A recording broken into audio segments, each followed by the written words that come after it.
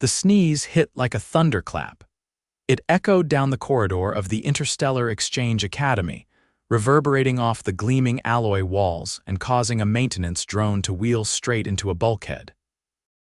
A cluster of alien students, previously engrossed in a discussion about gravitational anomalies near the Tau Ceti system, froze in place. Zayne Kellerman rubbed his nose with the back of his sleeve and sniffled. Man. I hate whatever's blooming on this planet. A shrill, high-pitched alarm burst from a nearby wall panel as a red-tinted emergency light began to strobe. A voice crackled in a tone of practiced calm. Biocontainment alert. Unknown pathogen detected. Initiate containment protocol Beta 7. Around him, the alien students scattered. One of them, a pale green, three-eyed student named Raltsek, dropped his tablet and stumbled backward. Did you just expel your internal gases as a warning sign? What species of aggression is this? It's not aggression, man, Zayne said, his voice still congested. It's allergies. I'm allergic to something in the air, probably those fuzzy sky pines outside the dorms. Raltsek's pupils dilated. You are. Disintegrating internally. From the far end of the hall, a taller, crystalline-looking alien named Velen pressed itself flat against the wall. He's unstable, he's leaking. I'm not leaking, oh come on. Zayne sighed and tugged a packet of tissues from his backpack. It's just a sneeze. I've got hay fever, totally normal back home. A janitorial drone trundled into the scene, spritzing antiseptic mist into the air while emitting a low whir of distress. The mist hit Zayne directly in the face. Seriously, he coughed, waving it away. That's not gonna help. Professor Tirosh, a squat, amphibious instructor from the planetary system of Zelnar, arrived with a rapid, slapping gait. His eyes blinked independently as he surveyed the situation. What is the source of the disruption? He exploded, Velen declared, pointing a shaky digit at Zayne. Audibly, forcefully, it created atmospheric trauma. Zayne blinked. Atmospheric trauma, dude, I sneezed, it's just my immune system overreacting to pollen, it's not contagious. You're not gonna catch anything. Tirosh turned to Zayne. You are unwell. No, I'm fine, just allergies. The professor leaned in slightly. Explain, allergies. Zayne opened his mouth, then paused. Okay, so basically my body thinks harmless stuff like pollen is dangerous, so it attacks it. Which makes me sneeze, get itchy, watery eyes, that sort of thing. Tirosh stared at him. Your biology attacks non-hostile foreign particles. Yeah, on purpose. Well, it thinks it's helping. Tirosh nodded solemnly and turned to the others. The human is at war with his own atmosphere. Raltsek looked like he might faint. Later that day, Zayne sat alone in the campus infirmary while a dome-shaped medical bot scanned his sinuses. His roommate, a furry orange alien named Yilger, sat awkwardly in the corner. So. Yilger began, are you stable now? I was never unstable, Zayne muttered. I'm just allergic to whatever's floating around outside. Yilger shifted in his seat. I have reviewed 22 Earth medical records. All confirm that sneezing is a violent muscular spasm with the potential to eject particles at subsonic speeds. It is statistically lethal to some microfauna. Zayne blinked. You researched sneezing. I had to. You made half the lecture hall duck like we were under attack. The medbot beeped and retracted its scanner. A synthetic voice announced, Diagnosis, allergic rhinitis due to airborne particulates, treatment protocol issued. Recommend antihistamines and environmental filters. Zayne accepted a small blister pack from the dispenser. Thanks. Yilger peered at him. Will you sneeze again? Probably. I usually get hit worst in the afternoons. The next day, the Academy implemented a new policy. Biological response announcements. Any student about to sneeze, cough, or hiccup was now required to raise a hand and declare the action in advance to avoid triggering panic. Zayne sat in his astro-history lecture, flanked by two visibly alert alien students. He felt it building the telltale tickle. He raised one hand. Sneeze incoming. A ripple of tension passed through the room. He sneezed. The lecture paused for 2 full seconds while everyone monitored him. "Just allergies," he said tiredly. Despite repeated explanations, the alien students remained unconvinced. Rumors spread. Some said Zayne's sneezes were sonic weapons. Others claimed it was a warning signal used in human warfare. A few even believed he was slowly self-destructing and would eventually explode. During his 4th week at the academy, Zayne was summoned to the Office of Intercultural Harmony. A tall, blue-skinned official named Drazel greeted him.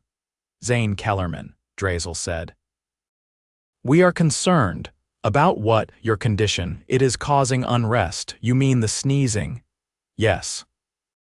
"We have received 37 incident reports, 2 mass evacuations, and 1 formal request for your relocation to an isolated habitat dome." "That's ridiculous." Drazel leaned across the desk. "We respect your culture. But physical outbursts that resemble biological detonation are deeply unsettling to many of our students." Zayne pinched the bridge of his nose. "It's not a cultural thing. I'm not trying to offend anyone. I'm just allergic." Drazel considered. "Then perhaps a demonstration is in order." "What, you want me to sneeze on purpose?" "Precisely. In a controlled environment, for educational purposes." That weekend, the Academy auditorium was filled with students, faculty, and several medics on standby.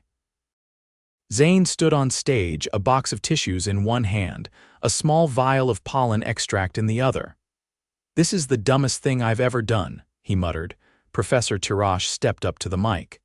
"We welcome Zayne Kellerman, who will demonstrate a common Earth reaction known as the sneeze." Zayne dabbed a bit of the extract under his nose and waited. 3 seconds later, he let loose one of the loudest sneezes he'd ever produced. The crowd collectively flinched, then silence. He blew his nose. "Just allergies." After a long pause, a thin, feathered student in the front row raised a hand.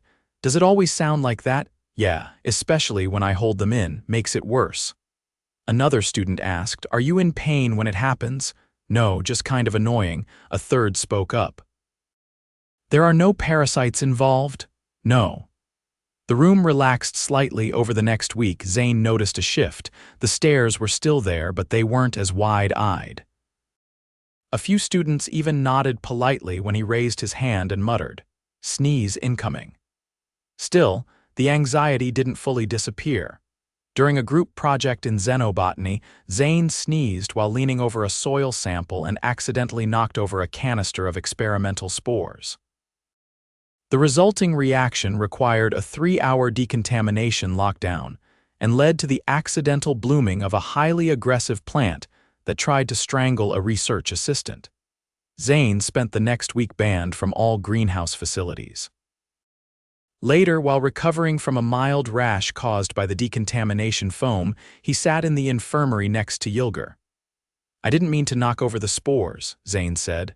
"I know," Yilger replied, "but I think it's become symbolic now." "Symbolic of what?" "Your sneeze." "It's not just a biological function anymore, it's a catalyst, a harbinger. When you sneeze, something happens." Zayne groaned. "I just want to get through a semester without being quarantined." "Then maybe don't sneeze in the lab." The final straw came during a diplomatic simulation attended by several high-ranking alien dignitaries. Zayne, assigned as a communications officer, sneezed mid-sentence while transmitting a greeting.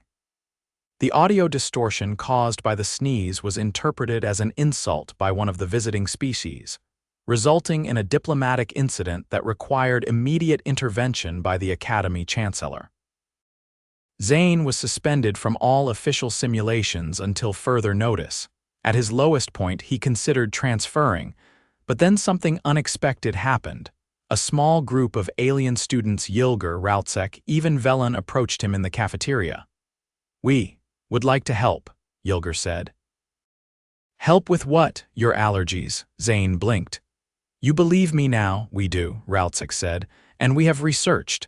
There are local flora that emit similar proteins to Earth pollen. We can map their cycles. You want to allergy-proof the campus, more like." Allergy predict, Velen added. We built a warning system. It tracks the pollen clouds. Zayne looked at the crude device in Yilger's hands. That's actually really thoughtful. We figured if we help you sneeze less, fewer incidents. He stared at them. You guys are all right.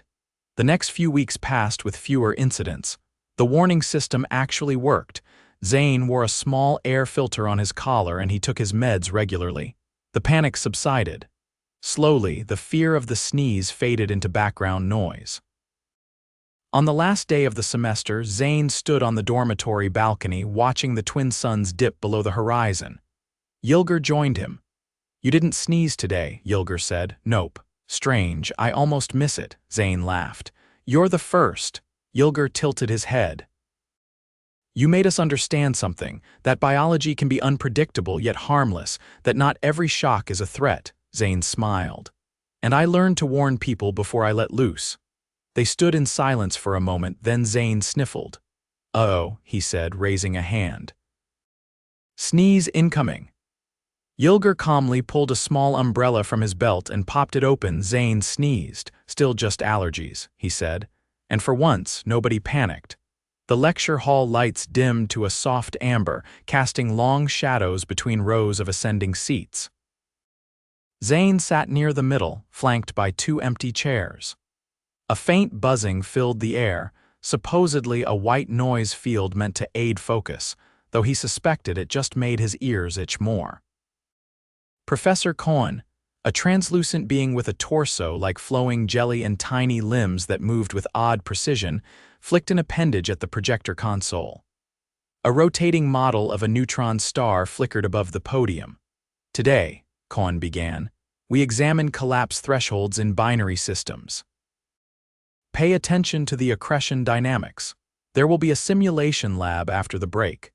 Zayne shifted in his seat, trying to ignore the tightness around his eyes. The antihistamines dulled the worst of it, but today something was off. His sinuses throbbed. He pinched the bridge of his nose and inhaled slowly through his mouth. A student, too, rose ahead. A pale, rubbery-skinned creature with a frill of blue down its spine kept glancing back at him. Zayne tried not to meet its gaze. The last time one of the blue-frilled ones stared at him during class, he triggered a startled reflex in the entire row and had to spend 20 minutes apologizing through a translator. He felt the pressure building. No mist this time, no warning system.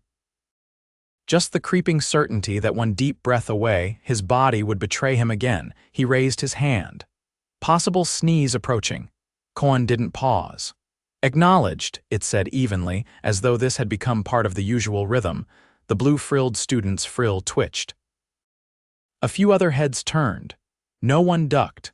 Progress, maybe. Zayne angled his head and pressed the tissue firmly against his face as the sneeze broke loose, less like an explosion this time, more like a compressed air burst from a bicycle pump. Still, the sound echoed. Cohen paused the rotation of the neutron star. Was that the full event? It asked. Yeah, sorry, no cause for apology. Please log it with the timestamp. He scribbled it in his logbook. They had him tracking frequency and intensity now, part of a medical behavior study that the Academy's xenophysiology department had insisted on. Every sneeze was a data point. If nothing else, it gave him something vaguely scientific to do while his immune system insisted on acting like a malfunctioning security system. After the lecture, he walked slowly down the corridor toward the refectory, head low, trying not to meet anyone's eyes. Halfway down, someone fell into step beside him. You're doing better, said Raltsek, his gait smoother than usual. Not sure that's the word I'd use, Zayne muttered. I still feel like I'm walking around with a live grenade in my face. You didn't cause any air displacement today. That's an improvement. Thanks, I guess. Raltsek held out a small, greenish capsule. Try this. Synthesized from the root of a local shrub, its vapors are said to calm overactive mucosal responses. Zayne eyed it. Did you test it on anything with a nose? Not exactly. But it didn't melt the sample cloth. He pocketed the capsule without comment. It wasn't the first time someone had offered him folk remedies. Last week, A student from the Haskari Moon colonies gave him a strip of bark to chew on. It tasted like petroleum and nearly glued his jaw shut. He stepped into the refectory and was immediately hit by a wall of scent sharp, bitter, floral, and something that smelled like rusted coins. The air recyclers still hadn't figured out how to separate cooking fumes from ambient pollen. He made a beeline for the table near the window. Yilger was already seated, poking at a tray of glistening blue cubes. "I think I found food I can't identify by smell, taste, or texture," Yilger said without looking up. "It may be a perfect meal." Zayne dropped into the seat across from him. "I sneezed again during lecture." "I heard," Yilger said. "Cohen logged it as a level 2. There are levels now. They're building a severity index. Level 4 apparently requires floor sterilization." Zayne rubbed his eyes. "I used to think space would be about exploration and adventure, not sinus inflammation and public embarrassment." Yilger chewed thoughtfully. "Your body's defensive overreaction is turning into a case study. Some of the physiology students are convinced you're a new immune archetype." "I'm not a case study. I'm just miserable." A tall, narrow-limbed student with skin like polished granite approached their table, holding a small emitter device. "Zayne Kellerman," it said, voice like two stones grinding together, "may I scan your breath circulation?" "No," Zayne said without hesitation. The granite student bowed and left. Yilger watched it go. "You should have said yes, might have published a paper on you." "I'm already in 3. None of them flattering." Later that day, he met with the Academy's environmental engineer, a stooped, whiskery creature named Thrut, who smelled vaguely of ammonia and engine grease. Thrut specialized in microclimate control and had been assigned to adjust the airflow in Zayne's dorm. "I rerouted the intake vents," Thrut said, tapping a panel with one claw. "Reduced particulate intake by 40% should keep your nasal linings from further betrayal." Zayne lifted an eyebrow. "You ever have allergies?" Thrut snorted. "I molt instead." Far more dignified. He watched as Thrut adjusted the intake levels, the panel humming softly. "You think this'll help?" Thrut shrugged. "Help is relative. The air still contains memory spores. The flora here doesn't forget." Zayne blinked. "That's vaguely terrifying. Only if you breathe." By nightfall, the air in his room felt thinner, cleaner. He ran a basic filter scan and found a significant drop in airborne irritants. Encouraged, he opened his window and looked out at the glowing tree lines beyond the dorms. The sky pines swayed softly under a violet sky for a moment. It felt almost peaceful. Then he sneezed so hard he knocked his tablet off the desk. The next morning, he woke with a dull headache, throat scratchy, and eyes puffy. He shuffled into the infirmary where Med Unit 7 ran a nasal swab and a full blood panel. "You've developed a secondary reaction," the unit reported, "unrelated to previous allergens." Zayne slumped onto the exam bench. "You're kidding." "No, this is a new compound. We suspect cross-pollination between imported Terran vegetables and native moss strains. So now I'm allergic to salad." "Inaccurate. You are allergic to the idea of salad." He stared at the ceiling. "I'm going to be the first person to die of diplomatic hay fever." The med unit processed his latest sample and sent the data to the xenobiology department. Within an hour, 3 graduate students showed up to ask if they could swab his tongue. By midday, he was back in the refectory, sipping a bland protein slurry and trying to catalog the new symptoms. Yilger slid into the seat next to him, holding a small glass orb. "This is a scent neutralizer," he said. "You wear it around your neck. Supposed to cancel out airborne triggers." "Supposed to. It's calibrated for beings with bifurcated olfactory systems. You only have one, so it might just make your food taste like salt." Zayne took it anyway. "At this point, I'll try anything that doesn't involve chewing bark." He clipped the orb to his collar. The effect was immediate. The sharp scents around him dulled to a vague floral hum. He could still breathe clearly, but the pungent edge of every smell was gone. "It's like being underwater," he muttered. Yilger nodded. "That means it's working." They sat in silence for a few minutes. Across the room, Raltsek was holding up a chart and arguing with a student from the Glixian core worlds, something about immune modulation thresholds. Zayne watched them with tired eyes. "You think they'll ever stop treating me like a walking science problem?" "Maybe," Yilger said, "but probably not before you graduate," he sighed. "I just wanted to study exoplanetary geology." "You still can, just..." Loudly. That night, Zayne lay in bed, orb still clipped to his collar, eyes fixed on the ceiling. The air was still, his nose didn't itch, his throat had stopped burning. For the first time in weeks, he didn't feel like a biological landmine. He thought about Earth, about home. The smell of cut grass, the dusty heat of summer. The way the air felt heavy before a storm. He sneezed once, softly, no alarms, no sirens, no one even noticed. He smiled, just a little, then rolled over and went to sleep. Zayne squinted at the mirror in the Academy's infirmary bathroom, tugging gently at the corner of his eye. The swelling had gone down, but the skin still looked irritated, a faint pink halo tracing the edge of his lower lid. He dabbed at it with a saline-soaked cotton pad and winced. Behind the door, he could hear the low hum of diagnostic machinery and the occasional clatter of equipment being rearranged. It was the fourth time this week he'd been sent in for observation, not because he was sick technically, but because his symptoms remained unpredictable in cross-species environments, according to the latest medical report. He stepped out into the main room, blinking under the bright panel lights. Yilger was perched on one of the floating stools, nursing a cup of thick gray liquid. A new alien he hadn't met before. A tall, narrow-shouldered being with a soft, ridged carapace was seated a few feet away, holding a recording tablet. "Zayne Kellerman?" the carapaced alien asked. "That's me," Zayne said, dropping onto the bench opposite. "I'm Prill. I've been sent by the Xenocultural Safety Board to document your case. I need to complete a behavioral profile." "I'm not a lab mouse," Zayne muttered, rubbing his temple. Prill blinked, two eyelids sliding horizontally.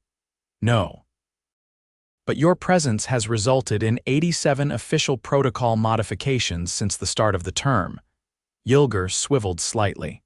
"That number went up again, 3 times this week," Prill replied, "including the adjustment to food labeling to indicate olfactory volatility."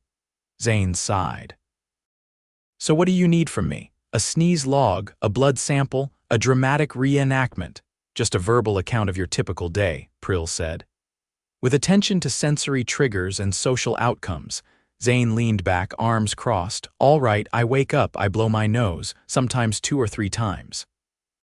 Depends how dry the air is." Prill tapped the tablet rapidly. "I drink water. I take antihistamines. I put on that scent orb thing Yilger gave me. Then I head to class, where I try not to breathe too deeply in case someone left the windows open." "And the orb? Has it reduced your incidence?" "Mostly, but if the pollen count spikes, nothing really helps, it just dulls the symptoms."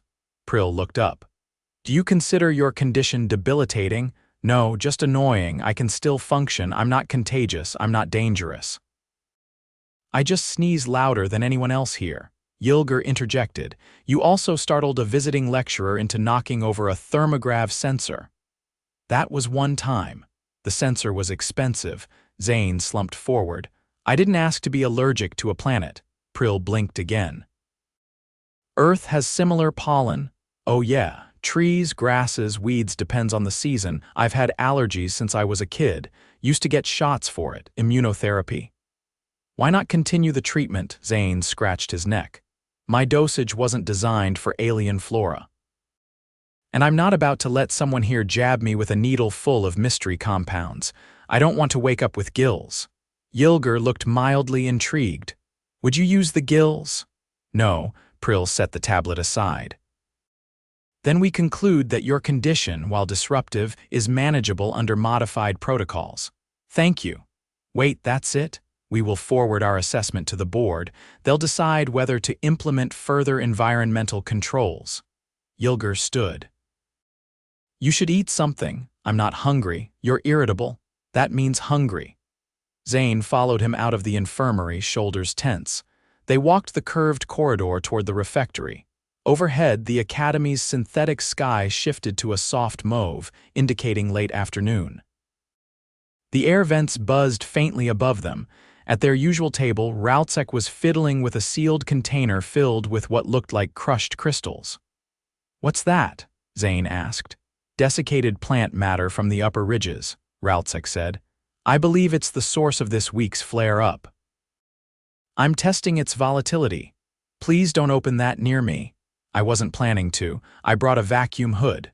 Zayne took a tray of neutral food and sat down, poking at a lump of protein paste. Yilger poured himself a drink that fizzed without bubbles. The table was quiet for a moment. Then Rautzek said, "I've been thinking. Humans react to airborne particles, but you don't filter them naturally, do you?" "Nope, we've got hairs and mucus, that's about it."